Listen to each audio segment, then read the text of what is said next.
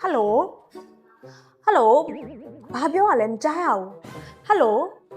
အတန်းတိုးတိုးလေးပဲလားဘလုံးမထွေးတွေဖြစ်နေပြီလားကို့ iPhone ကကြားရတဲ့အတန်းကအရင်ကကြီးကြီးလေးလေးမရှိတော့ဘဲနဲ့မတဲမခွဲဖြစ်နေပြီဆိုလို့ရှိရင်တော့ဒါက speaker error တက်နေတာပါ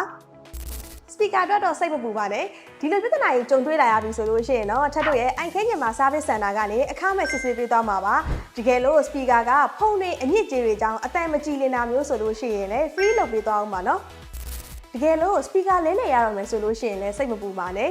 အတန်ဆုံး promotion ရှိပါတယ် iPhone 6ကနေ iPhone 11 Pro Max အထိကို ear speaker ပဲလဲလဲ ring speaker ပဲလဲလဲ 50% discount နဲ့လဲနိုင်တော့မှာပါဒါမှမဟုတ်တစ်ခုတော့ရှိရနော် store ရေးအတွက်ကတ်သက်ထားတာမို့လို့မြန်လာမှစိတ်ချရပါမယ်တဝက်ဈေးနဲ့အစ်စ်တိုင်းပြန်ဖြစ်သွားမယ့်အခွင့်အရေးကိုလက်လွတ်မခံကြပါနဲ့နော်ကို့ဖုန်းလေးအရင်အတိုင်းအတန်ပြန်ကြည့်သွားဖို့ဆိုလို့ရှိရင်တော့အခုပဲ IK မြန်မာ service center ကအရောက်လှမ်းခဲ့လိုက်ပါအတန်ဆုံးဈေးနှုန်းတွေနဲ့တင့်ကိုစောင့်ကြိုနေမှာပါ